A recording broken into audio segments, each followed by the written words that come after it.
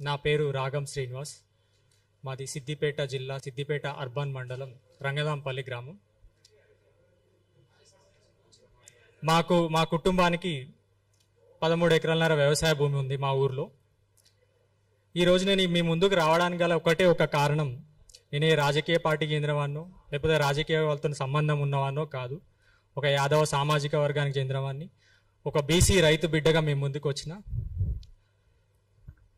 ఏ రాజ్యాంగం మీద ప్రమాణం చేసి ఏ సమానత్వం గురించి, ఏ బీసీ సంక్షేమాన్ని గురించి నేను పాటుపడతానన్న ఒక మంత్రి, అధికార పార్టీకి చెందిన ఆ కుటుంబం ఆ బీసీ కుటుంబానికి ఇస్తున్నటువంటి అన్యాయం, ఆ దోపిడీ, వాళ్ళ వ్యక్తిగత ప్రయోజనాల కోసం వ్యవస్థలను ఏ విధంగా ఇన్ఫ్లుయెన్స్ చేస్తున్నారు, వాళ్ళ వ్యక్తిగత స్వార్థం కోసం ఏ విధంగా వ్యవస్థలు నిర్వీర్యం చేస్తున్నారు, దానికి మీ ముందు సాక్ష్యాలతో ముందు చెప్పడానికి నేను ఇక్కడికి వచ్చిన. పొన్నం అనూప్ కుమార్, ఈయన టీపీసీసీ లీగల్ సెల్ అశోక్ వాళ్ళ కుమారుడు. మంత్రి, బీసీ సంక్షేమ శాఖ మంత్రి అయినటువంటి పొన్నం ప్రభాకర్ వాళ్ళ అన్న కుమారుడు. మాకు 13 ఎకరాల ఒక వ్యవసాయ భూమి సిద్దిపేట అర్బన్ మండలం పక్కకు ఆనుకొని ఉంటుంది. అది దాదాపు ₹1,00,000 వరకు గజం ఉంటుందండి దాని వాల్యూ. అది ఇప్పుడు 150 కోట్ల విలువ ఉంటుంది. అది మా తాత, తండ్రి, మా తల్లి ఇప్పటి వరకు పశువుల పాలు విండుకుంటూ, మా కులవృత్తిని నమ్ముకుంటూ, వ్యవసాయం చేసుకుంటూ ఈ రోజు వరకు మీకు వచ్చినా తెలిసిపోతుంది. ఒక 70 సంవత్సరాలకు తక్కువే కాకుండా, ఒక ఎక్కువే ఉంటుంది కానీ తక్కువ కాకుండా, ప్రతి చెట్టు పుట్ట చుట్టుపక్కల ఉన్నవాళ్ళు, ఆ ఊర్లో ఉన్నవాళ్ళు సాక్షులుగా ఉంటారు. ఆ బావులు కూడా ఇప్పుడు ఎవరు ఆ మోట బావులు అంటారు, అవి కూడా ఇప్పుడు ఎవరు చేసేవారు, ఆ బావులే కనబడాయి. అది మీరు వచ్చి చూసినా కూడా కనిపిస్తుంది. అలాంటి భూమి మీద ఆయన కన్నేసి లేని ఒక కుటుంబ వివాదాలను సృష్టించినాడు. ఈ భూమి ఎందుకు వచ్చింది, ఈ పంచాయతీ ఎందుకు వచ్చింది, ఏ విధంగా సృష్టించబడింది అంటే, ఆయన మంత్రి అయిన తర్వాత వచ్చింది ఇంత వివాదం. మేము ఈ రోడ్ల మీదకి ఎందుకు వచ్చినాం, ఈ మైకులు పట్టుకొని మీ ముందుకు ఎందుకు వచ్చినాం అనే ప్రశ్న వస్తే, ఆయన ఆ భూమి మీద దృష్టి పెట్టిండు కాబట్టి, ఆయన మంత్రి అయిండు కాబట్టి, ఆయన చెప్పినట్టు అధికారులు అందరూ వింటారు కాబట్టి, ఆయన ఎట్లా అంటే అట్లా సరే అనే వ్యక్తులు ఉన్నారు కాబట్టి, వాళ్ళ ద్వారా లేని వివాదాలు ఎట్లా సృష్టించారు, లేని సాక్ష్యాలు ఏ విధంగా సృష్టించారు అనేది సాక్ష్యాలతో సహా మీ ముందు పెడతాను. మా తాత ఈ ఆస్తికి మొత్తానికి కాదనేది ఏమీ లేదు. మా ముత్తాత గారు అంటే నా గ్రేట్ గ్రాండ్ ఫాదర్ రాగం మల్లయ్య గారు, ఆయన వరంగల్ వాస్తవ్యులు, ఇక్కడ కాదు. ఆయన అజంజాహీ మిల్, నిజాం ప్రభుత్వం యొక్క అజంజాహీ మిల్లు ఆయన ఉద్యోగి. ఆయన రిటైర్ అయిన తర్వాత మా తాతగారు కూడా కొద్ది కాలం అందులో ఉద్యోగం కూడా చేశారు. మా తాతగారు రాగం ఎల్లే, ఆయనకు 5 కుమారులు. ఆయన కూడా అక్కడ ఉద్యోగం చేశారు, కమ్యూనిస్ట్ ఉద్యమాల్లో పాల్గొన్నాడు, మిల్లు సంక్షేమం కోసం పాటుపడ్డాడు. 1960లో ఈ భూమి ఆయన సంపాదించడం జరిగింది, ఆయన రిటైర్మెంట్ డబ్బులతో. అదే పాటు వరంగల్లో కూడా ఆయన ఆస్తులు సంపాదించాడు. 1960లోనే మా తాతగారిని ఇక్కడ పంపించడం జరిగింది ఆయన్ని. అప్పటి కట్టిన కరెంటు బిల్లులు, అప్పుడు కట్టిన భూమి శిస్తులు కూడా ఇప్పుడు ఎవరి దగ్గర ఉండవు. ఆ ఊర్లో కూడా ఎవరు అడిగినా చెప్తారు, మేము ఎప్పటి నుంచి ఉన్నాం, మా కొట్టాలు ఏంటి, మా పశువులు ఏంటి, నాగలేంది, ఎద్దేంది, వ్యవసాయం ఏంది అనేది. ఆ పరంపరంగా మా తండ్రి, మా నాన్న నుంచి ఇప్పటి వరకు మా వరకు అది ఎప్పుడు సాగుబడి చేస్తున్నామా లేదని చెప్తారు. ఆయన సంపాదించిన 1960లో సంపాదించి ఇక్కడికి మాకు 1960లో మా నాన్న పుట్టక ముందుకే ఇక్కడ సిద్దిపేటకి ఆయన వచ్చి నివాసం ఏర్పాటు చేసుకొని ఇదే ఊర్లో ఆయన సాగుబడి నాగలు కట్టాడు. 1985లో ఆయన ఒక పార్టీషన్ పంచనామా రాశాడు, దాని తక్సీనామా అని ఒక గొలుసు కట్ట రాతిలో రాశాడు. ఆయన దాంట్లో స్పష్టంగా ఆయన ఏం రాశాడంటే, ఈ గొలుసు కట్ట రాత ఇది ఎవరు కూడా ఇప్పుడు రాసే వాళ్ళు లేరు, దీన్ని చదివితే అర్థం చేసుకునే వాళ్ళు కూడా లేరు. అప్పుడు ఎవరైనా పూర్వం ఉన్న వాళ్ళకైతే ఈ రాతలు అర్థం అవుతాయి సహజంగా. దీని ద్వారా తక్సీనామా కూడా జరిగింది. తక్సీనామాలో వరంగల్లో ఉన్నటువంటి ఆస్తులు వాళ్లకు, ఇక్కడ కొంత ఆయన మా ముత్తాత గారు కొంత భూమి అమ్మిన డబ్బులు ఆ మిగతా కుమారులకు పంచి ఇవ్వగా మిగిలిన భూములు మాకు వచ్చినాయి అనడానికి సాక్ష్యం, మేము ఆనాటి నుంచి 1960 నుంచి ఈ రోజు వరకు కూడా మేము సాగు చేస్తున్నామా లేదా అనేదే సాక్ష్యం. ఈ పేపరే తప్పైతే 70 ఏళ్ళ మా సాగు తప్పవుతుంది. మరి పేపర్ తప్పైతే మేము 70 సంవత్సరాల నుంచి ఈ కుటుంబం ఎందుకు వ్యవసాయ సాగులో ఉంది? వాళ్ళు అనేక కారణాలు చెప్పొచ్చు, ఇది కుటుంబ పంచాయతీ అని, ఇది రకం పంచాయతీ అని. మరి 70 సంవత్సరాల నుంచి ఈ వ్యక్తి సాగులో ఎందుకున్నాడు? ఒక ప్రశ్న. పంచోటి జరిగిన తర్వాత, మా ముత్తాత గారు మరణించిన తర్వాత మా తాతగారి పేరు మీద మ్యూటేషన్స్ అవ్వడం జరిగింది. ఆయనే బతుకున్నంత కాలంలో కొంత భూమిని విక్రయించడం జరిగింది. విక్రయించినాక కొంత భూమిని మా నాన్నగారికి, మా మేనత్తలకి, మాకు, కొంత కుటుంబానికి దానం ఇవ్వడం కూడా జరిగింది. అవి రెవెన్యూ రికార్డ్స్లో ఎంటర్ అవ్వడము జరిగింది. మా తాతను అక్కడే దానం చేయడం జరిగింది, మా నాన్నను అక్కడే దానం చేయడం జరిగింది. వాళ్ళను కూడా మా నాన్న మా బాబాయ్ మా చిన్న ఆయనను అక్కడే దహనం చేయడం జరిగింది.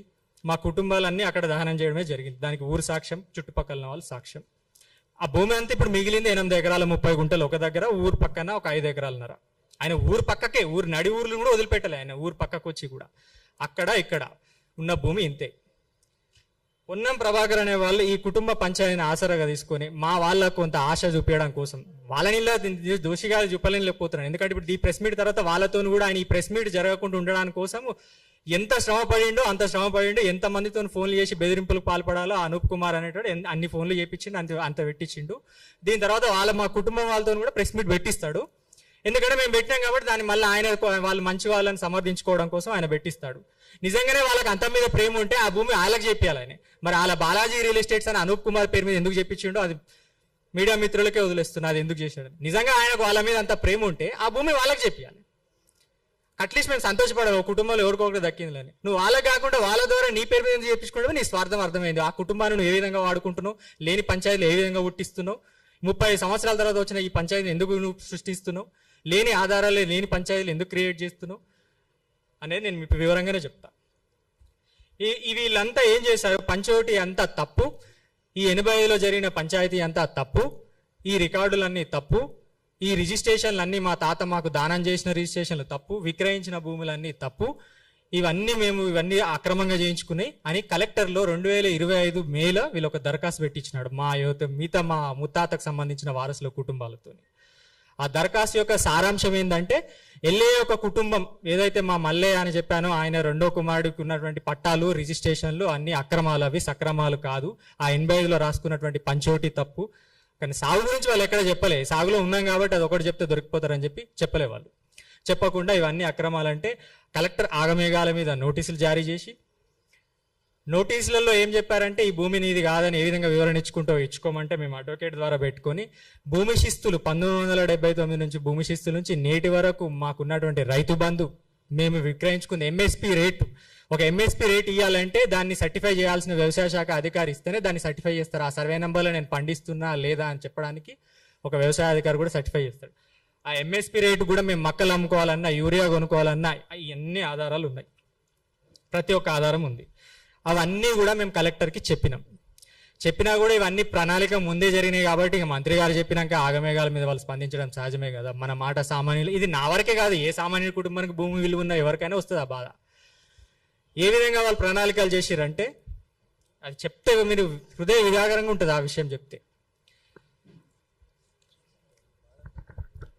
మొదట వీళ్ళు బాలాజీ రియల్ ఎస్టేట్స్ అని ఒకటి ఫర్మ్ రిజిస్టర్ చేస్తారు మలక్పేటలో. దానికి డైరెక్టర్స్గా పొన్నం అనూప్ కుమార్. అక్టోబర్ 2025 ఎవరైనా తీసుకోవచ్చు, శ్రీ బాలాజీ రియల్ ఎస్టేట్స్ అని Hyderabad south register of firms దగ్గర ఆగమేఘాల మీద కలెక్టర్ దగ్గర కేసు పెండింగ్లో పెట్టించి ఒక ఫర్మ్ రిజిస్టర్ చేస్తారు. ఏదే రోజు 8 ఆగస్టు నెల 7వ తారీఖు. దానికి యజమానులు పృథ్వీ పొన్నం, అనూప్ పొన్నం, ఇంకో ఇద్దరు పార్ట్నర్స్ కూడా చూపించారు. అనూప్ కుమార్ పొన్నం, పృథ్వీ పొన్నం, హౌస్ నంబర్ 7-2-990 మంకమ్మ తోట, పొన్నం కాంప్లెక్స్, కరీంనగర్. దాని తర్వాత శ్రీ బాలాజీ రియల్ ఎస్టేట్స్ పేరు మీద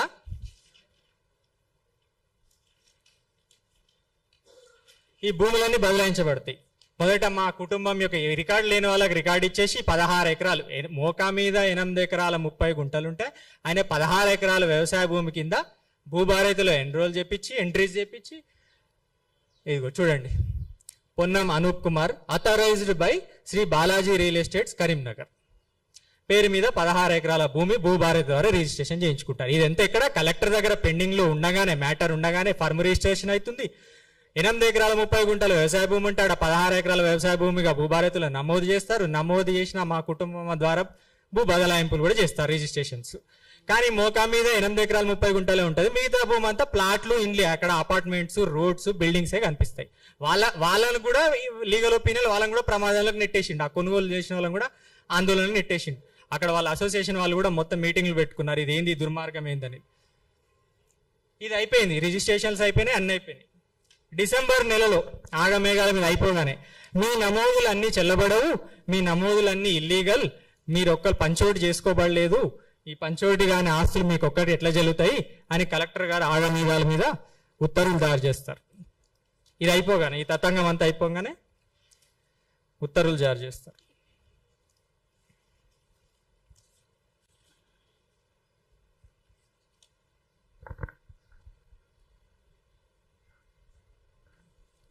కలెక్టర్ గారు ఆర్డర్.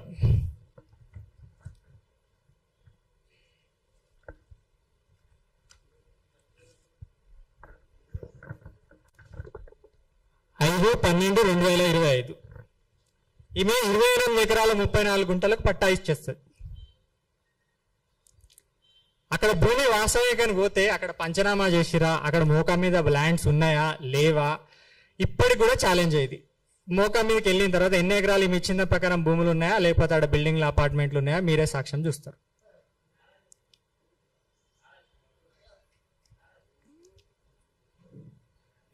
దీనికంటే పూర్వం ఇదే సంబంధించిన విషయాలలో ఇదే కలెక్టరు మాకు డిసెంబర్లో ఆర్డర్ ఇస్తే జనవరిలో మాకు డ్రిప్ సబ్సిడీ ప్రొసీడింగ్ ఇస్తుంది. ఆమెనే మా మేసిన మక్కకు ఆమెనే సబ్సిడీ ప్రొసీడింగ్ ఇచ్చింది కలెక్టర్ గారు. ఏమని ఇచ్చారు ఆ కలెక్టర్ గారు? హైమావతి గారు మాకు సాగుబడి కోసం డ్రిప్ సబ్సిడీ శాంక్షన్ చేసింది ఆమె జనవరిలో. అంటే మేము వ్యవసాయం చేసామని గుర్తించే కదా నువ్వు సబ్సిడీ శాంక్షన్ చేసింది. మరి డిసెంబర్లో మేము సాగు చేస్తలేమని నీకు అప్పుడే కొత్తగా కనిపించిందా? ఇక్కడ అప్లికేషన్స్ పెట్టుకున్న వాళ్ళు క్లియర్ కట్గా కోర్టులో ఒక కేసు వేశారు.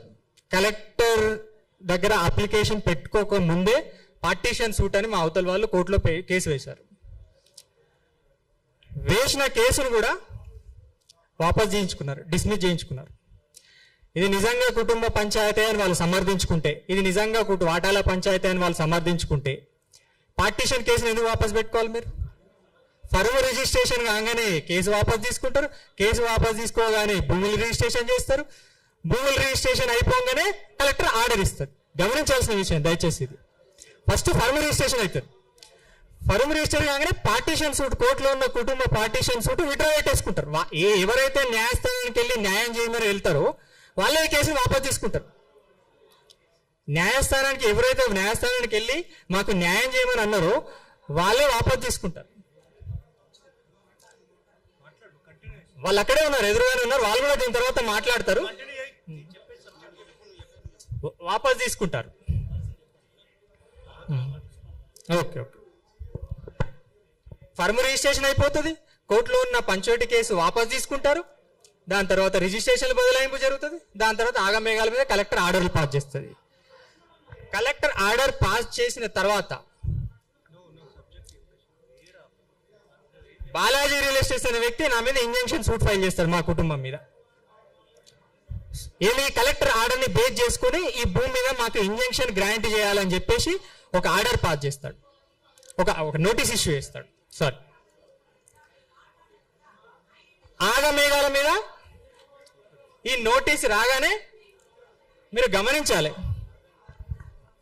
ఆర్డీఓ ఎక్కడైనా ప్రభుత్వ భూములు, ఆర్డీఓ ఎప్పుడు కేసు పెడతాడంటే ఎక్కడైనా ప్రభుత్వ భూములు కబ్జా చేస్తే ఎవరైనా కేసులు పెడతారు ఎక్కడైనా సహజంగా. ఇదే ఆర్డీఓ నా మీద ఈ ప్రైవేట్ భూములలో నేను అడ్డుపడుతున్నా అని చెప్పేసి కేసులు పెడతాడండి ఆర్డీఓ నా మీద. ఆర్డీఓ యొక్క కంప్లైంట్ వినాలండి. P Sadanandam, revenue divisional officer. గమనించాలండి దయచేసి, ఇది ఒక న్యూస్ చూడండి మీరు. రాత్రికి రాత్రే సదానందం ఆర్డీఓ నా మీద కంప్లైంట్ ఇస్తాడు. ఏమని? బాలాజీ రియల్ ఎస్టేట్ అనే వ్యక్తి ఆయనకు అప్లికేషన్ పెట్టుకున్నాడంట. ఆ అప్లికేషన్ పెట్టుకున్న వ్యక్తికి నేను భూమి కబ్జాకు రాణిస్తలేనట, ఆయన భూమి అంటది, ఆయన భూమికి హద్దురాలు బాతనిస్తలేనట, ఆ భూమి ఆయన స్వాధీనపరచుకోవడానికి నేను సహకరిస్తలేనట అని చెప్పేసి సదానందము ఏసీపీకి కంప్లైంట్ ఇస్తాడు. ఏసీపీ కంప్లైంట్ పోగానే ఆగమేఘాల మీద ఏసీపీ సిఐకి ఫార్వర్డ్ చేస్తాడు కేసు. సిఐ ఆగమేఘాల మీద రాత్రి 9 గంటలకు బెడ్రూమ్లోకి వచ్చి నన్ను పట్టుకొని ఈడ్చుకొని వెళ్ళి 3 టౌన్ పోలీస్ స్టేషన్లో సీసీ ఫుటేజ్తో సహా ఉంటాయండి, సీసీ ఫుటేజ్తో సహా ఉంటాయి. ఆర్టీఓ కంప్లైంట్ మీద ఏసీపీ ఆగమేఘాల మీద స్పందిస్తాడు. ఏసీపీ ఆగమేఘాల మెమో జారీ చేస్తాడు. మెమో నెంబర్ కూడా ఉంది ఇక్కడ, ఏసీపీ మెమో జారీ చేసినాడు. 3 టౌన్ ఫార్వర్డ్ అవుతుంది. 3 టౌన్ నుంచి సిఐ ఆగమేఘాల మీద 20 మంది పోలీస్ ఎస్కార్ట్ వేసుకొని మా ఇంటికి వస్తాడు. ఇంటికి వచ్చి మా అమ్మను, నన్ను, మా బాబాయ్ని ఈడ్చుకెళ్ళి పోలీస్ స్టేషన్లో 9 గంటల రాత్రి తీసుకెళ్లి 12:30 గంటల వరకు ఉంచుకున్నారండి. మా బంధువులందరూ 30 మంది వచ్చి పోలీస్ స్టేషన్ మీద ధర్నా చేస్తే సీసీ ఫుటేజ్ ఉంటాయి, అబద్ధాలు చెప్పాల్సిన అవసరం లేదు. ఇది ఆర్డీఓ కంప్లైంట్ ఇచ్చినటువంటి crime number 83 of 2026 P. Sadanandam, Revenue Divisional Office, Siddipet, stating that 14(3) about a petition was forwarded to the police station through ACP Siddipet via memo number 217 of memo ACP Siddipet 2025 regarding obstruction caused by the official survey work at meter. ఎవరికి abstraction చేసినా అంటే నేను ప్రభుత్వ భూమికి abstraction చేసినా నేను చూపిస్తారా, నిరూపిస్తారా? మీరు ఒక్క ప్రభుత్వ భూమికి అబ్జర్వేషన్ల మీద ఈ విధంగా పోలీస్ స్టేషన్ చేసి పెట్టి ఆగమేఘాల మీద స్పందిస్తురా? వాళ్ళు ఏ రకంగా మొబైల్ జనరేటర్ పట్టుకొని వచ్చి మన నాగార్జున కాడ భూముల కాడ రేట్ల షెడ్ ఎట్లయితే వేసిర్రో ఆ విధంగా మొబైల్ జనరేటర్ పట్టుకొని వచ్చి రేట్ల షెడ్ వేసి బాలాజీ రియల్ ఎస్టేట్ బోర్డు పెట్టుకునే ప్రయత్నం చేసిరండి. మైసమ్మ గద్దెని నిలబట్టిరు, ఇంటి గోడను నిలబట్టిరు, నడి ఊరు బొడ్ల మొబైల్ జనరేటర్ పట్టుకొని వచ్చి మన నాగర్గుల్లో మన రైతులందరూ గేట్ పెట్టి లోపల కొనిస్తలేరు కదా, ఆ రకంగా మొత్తం రేట్ల షెడ్లు ఫ్యాబ్రికేటెడ్ వర్క్ వీడియోస్ తో సహా ఉందని మీకు ఇస్తా. ఇంత దుర్గా బీహార్ వర్కర్స్ పెట్టుకొచ్చి కిరాలు పెడతారు, ఊరు చుట్టూ కిరాలు పెడతారు. బీహార్ వర్కర్స్ ని, వెల్డర్స్ ని, ఫిట్టర్స్ ని రెడీగా పెట్టుకుంటారు. పోలీసు వీళ్ళ ప్లాన్ ఏంది, వీళ్ళ ప్రణాళిక ఏంది? నన్ను పోలీస్ స్టేషన్ వేసి నాన్ బెయిలబుల్ వారెంట్ కింద 3 రోజులు నన్ను రిమాండ్ పెట్టించి నాకు బెయిల్ రాకుండా చేసి ఈ 3 రోజులలో వీళ్ళు పోయి భూమికి పోయి దాడి చేసి కబ్జా పెట్టుకోవాలి. దీనికి ఆర్డీఓ కంప్లైంట్ ఇస్తాడు. ఇంత దుర్మార్గమా అండి మీది? ప్రజాప్రభుత్వమా మీది? రైతు ప్రభుత్వమా? ముఖ్యమంత్రిగా నేను వేడుకుంటున్నా, ఒక వ్యవస్థ ఫెయిల్ అయినప్పుడు స్పందించాల్సింది ముఖ్యమంత్రి అండి. జిల్లా వ్యవస్థ అధికారులు ఫెయిల్ అవుతారు, గ్రౌండ్ లెవెల్లో ఒక అధికారి ఫెయిల్ అయితే దాని పై అధికారి, ఆ పై అధికారి పనిచేయకపోతే జిల్లా స్థాయికి వెళ్తాం. ఆ జిల్లా స్థాయిలో పనిచేయకపోతే ఎవరు స్పందిస్తాడు? ఒక మంత్రి స్పందించాలి. ఆ మంత్రి అన్యాయం చేసినప్పుడు ఎవరు స్పందిస్తారండి? దేశానికి రాజు అయినా ఒకటే, మంత్రి అయినా ఒక, ముఖ్యమంత్రి అయినా ఒకటే. ఇంకోటి రాజులు అంటే స్పందించరండి. పిల్లలకి ఏమైనా అన్యాయం జరిగితే వాళ్ళనే శిక్షలు వేసారు. అంతకంటే ఘోరమా అండి మన ప్రజాప్రభుత్వంలో? ఇది ప్రజాస్వామ్యమా? ఏ ప్రమాణం చేసి మీరు వచ్చి వ్యవస్థ నిర్వీర్యం చేసి మీ వ్యక్తిగత స్వార్థాల కోసమా మీ వ్యవస్థలో ఆడుకుంటుంది? కలెక్టర్లందరూ మీకు ఊరిగం చేయడానికి కోసమా? మీరు ప్రభుత్వ సొమ్ము నిన్న చాలకుండా మా భూముల మీద వాడాలా? మీకు 100 భూములు ఉంటాయి, 100 జాగాలు ఉంటాయి కదా, మాకేముందండి మా ఆధారము? ఒక కుటుంబం ఇలా బజార్కి వచ్చింది, ఒక కుటుంబ పంచాయతీ ఎందుకు చిత్రీకరించారండి? మీరు మంత్రులు అయినందుకేనా? మీరు మంత్రులు అయిన పాపానికైనా? మీ కుటుంబాలు ఇంత మంత్రులు, మీ కుటుంబాలు వచ్చి ఏ ఆధారంతో పనిచేస్తున్నారు? మీరు మంత్రి అయిన అహంకారమే కదా మీకు. ఈ మంత్రి చెప్పినట్టు అధికారులు వింటారనే కదా. మీరు ఎక్కడికి పోవడం, వీళ్ళు పక్కపట్ల మనిషి వీళ్ళు ఎవరు దేకరని చెప్పడానికి కదా మీ ఎంత ఉద్దేశం? ఇదే కలెక్టర్ వేరే ఇట్లాంటి సంబంధించిన కేసులలో ఒక 10 కేసులలో ఆయన ఏమని రాస్తుందో తెలుసా అండి? ఈ కోర్టుకు ఈ కలెక్టర్ అధికారికి సిమిలర్ ఇదే, కాకపోతే అక్కడ 5 లక్షలు 10 లక్షల ఎకరం ఉన్న భూములు, ఇవి కోట్లలో భూములు కాబట్టి ఆమె ఆలోచన విధానం వేరే ఉంటుంది అన్నట్టు. ఇదే ఒక నారాయణరావుపేట మండలి ఇరుకోడ్ విలేజ్ దగ్గర ఒక భూమికి సంబంధించిన ఏం రాస్తుంది అంటే, there are multiple transactions took away by registrations over the so and so subject land. The matter needs to be resolved in the competent civil court only. Accordingly, the matter is disposed of with a direction to the both parties to get matter resolved in the competent civil court అంటది. మరి ఇక్కడ competent civil court పనిచేస్తలేదా నీకు? అంటే ఇక్కడ ఏ రకంగా పనిచేస్తున్నాడు? Influence మీద పనిచేస్తున్నాడు అన్నట్టు, మీరు రికమెండేషన్ మీద పనిచేస్తున్నట్టు, మీరు నియమాలు నిబంధనలు చట్టాలకు అనుగుణంగా డ్యూటీ చేస్తున్నారు అన్నట్టు. మాకెవరు మమ్మల్ని ఇన్ఫ్లుయెన్స్ చేస్తారు, మాకెవరు లాలూచి చేస్తారు, మమ్మల్ని ఎవరికి రికమెండేషన్ చేస్తారు, ఆధారంగా పనిచేస్తారు అన్నట్టు. ఇదే వాళ్ళ 10 కేసులలో మీరేమో కోర్టుకు వెళ్ళమని రాస్తారు. ఇక్కడనేమో ఉన్న కేసు వాళ్ళు విడ్రా పెట్టుకుంటారు, డిస్మిస్, పార్టీషన్ సూట్ డిస్మిస్ అయిన కేసు వాపస్ పెట్టించుకొని వాళ్ళ చేతిలో డిస్మిస్ చేయించుకొని తీర్పులు రాపించుకుంటారు. మరి ఇలా కోర్టు పనిచేస్తలేదా? మీరే అంటున్నారు ఇది కుటుంబ పంచాయతీ అని. మరి కుటుంబ పంచాయతీ అయితే కోర్టులు ఏడుస్తుందో తెలుసా? నిజాం ప్రభుత్వం అసలు నిజాం వారసులు అసలు కోర్టులలో కొట్లాడుకుంటుంది. మరి అంతకంటే హీనమా?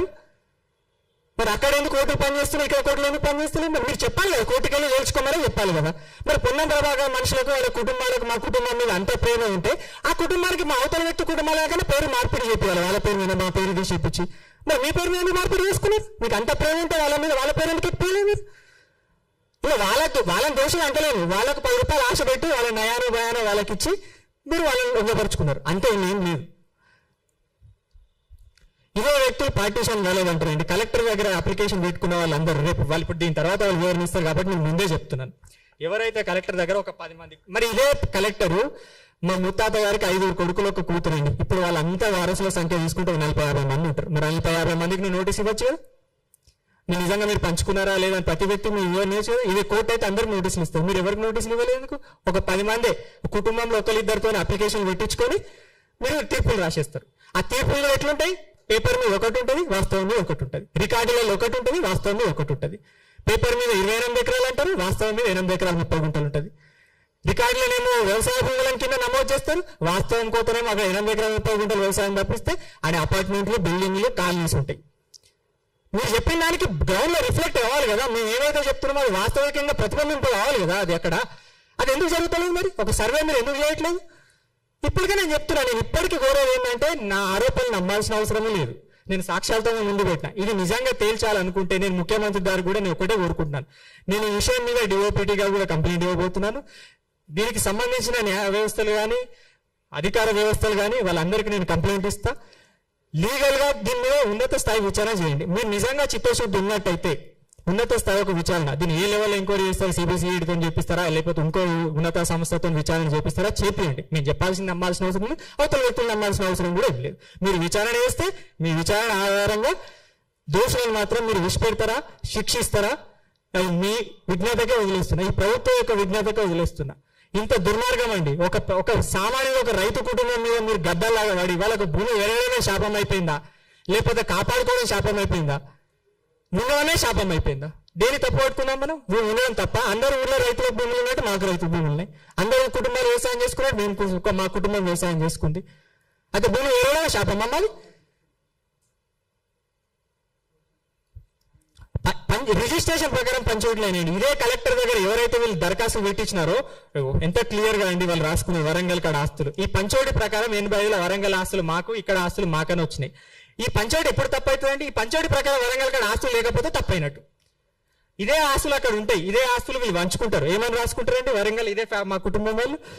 The partition is final and one cannot it reopen at any parties under any circumstance అంటారు. There are no other properties belong to the parties liable for partition అంటారు. వాళ్ళే పార్టీషన్ డీడ్ వరంగల్ ఆస్తులు రాసుకుంటారు. This is first and final partition of the joint family అంటారు. There is nothing to be partition అన్నాడు. The above parties have settled all accounts of joint family properties by executing this partition deed and there is nothing to be partitioned అన్నాడు. There is nothing to be partitioned అంటే అర్థం ఏంటండి? మరి nothing అయినప్పుడు మళ్ళీ 2000 మే తారీఖు నాడు వీళ్ళు అప్లికేషన్ ఎట్లా పెట్టుకుంటారండి? మాకు ఆస్తులే లేవు, మేము పంచుకున్నాం, అయిపోయింది, పంచుకోబడ్డ ఆస్తులే లేవని వాళ్ళు అన్నాక మళ్ళీ కలెక్టర్ దగ్గర అప్లికేషన్ ఏ విధంగా పెట్టుకుంటారు? కలెక్టర్ ఏమో వాళ్ళందరికీ సమాన హక్కులు ఉంటాయంటారు. మా కుటుంబ సభ్యులేమో మాకు ఆస్తులలో మేము పంచుకున్నాం, మాకు ఎక్కడ ఆస్తులు లేవు, పార్టీషన్ డీడ్ మా వరంగల్ ఆస్తులు పంచుకుంటూ అయిపోయాయని వాళ్ళే రాస్తారు. మళ్ళీ రాసినాక ఆస్తులు ఎక్కడికి వెళ్ళి వచ్చినాయండి? మళ్ళీ కలెక్టర్ గారికి ఏమో రాతో వచ్చింది. సరే, నేను మెరిట్స్ లో కూడా పోగలుగుతాను, ఆ పంచాయతీలు ఇట్లానే ఉండాలి. సరే, నేను ప్రకారంగా ఈ ప్రకారం చూపించిన ఇది ఎంతవరకు న్యాయమని న్యాయ వ్యవస్థ నిర్ణయిస్తుంది. ఓకే, మరి కలెక్టర్ గారు సివిల్ కోర్టులో తెలుసుకోకుండా మీ ఆమెలో 28 ఎకరాలు 5 భాగాలు ఇస్తా ఉంటాయని చెప్పేసి అన్ని తీర్పు రాసేసిందండి. ఎవరికి నోటీసులు ఇచ్చినావా? కుటుంబంలో మొత్తం కుటుంబాల్లో 40 మందికి నేను నోటీసులు ఇచ్చినావా? నేను మా అమ్మ చదువుకోబట్టికి బట్టలు కుట్టి వ్యవసాయం చేసి చదివించుకోబట్టికి నేను మీ ముందుకు వచ్చి ఈ చదువున్న విజ్ఞానంతో మీతో మాట్లాడగలుగుతున్నా. వాళ్ళకి హైదరాబాద్ ఎట్లుంటుంది, సికింద్రాబాద్ ఎట్లుంటుంది, ఆ సిద్దిపేట పూర్తి అయ్యే వాళ్ళకి ఎట్లుంటుంది? జీవితం అంతా పాలు అమ్ముకొని వ్యవసాయం చేసుకుంటే ఎండకెండి వానజ్ఞాని చలికి గడిచిన వాళ్ళు. ఇప్పుడు పోతే బాయికాడ పాలు వండుకుంటారు, పాలు వండుకొని వస్తారు వాళ్ళు. రోజు బిహార్ చుట్టూ మనుషులను పెట్టించి ఫ్యాబ్రికేటెడ్ ఫిట్టర్ వెల్డర్స్ చుట్టూ ఆ భూమి చుట్టూ కిరాయికి పెట్టి రోజు ఫోటోలు తీసుకుంటూ పోతారు. అమ్మ రోజు పాలు వండుకుంటూ వచ్చేటప్పుడల్లా వాళ్ళు వీడియోలు తీస్తారు, ఫోటోలు తీసుకొస్తారు. ఇంత దుర్మార్గం. మీరు బీసీ మంత్రులా? మీరు రైతు మనుషులు సంక్షేమం కూడా వల్ల చెట్టు పేరు చెప్పి కాయలు అనుకుంటారు. మీరు ఒక సామాన్యుడికి భూమి ఉంటే ఓరలేని వాళ్ళు మీరు జేబులు నిండాలో బతకద్దు. మీకు మాకేమవసరం అండి? ఈ రాకొచ్చి బజార్లో బతుకు బజార్లకు ఇచ్చుకోవాల్సిన అవసరం మాకు ఏముందండి? మీ దుర్మార్గం వల్ల కాకపోతే మా అమ్మగారు మాట్లాడతారు, మాట్లాడండి. దయచేసి మా బాబాయ్ మాట్లాడతారు, మా చిన్న నేను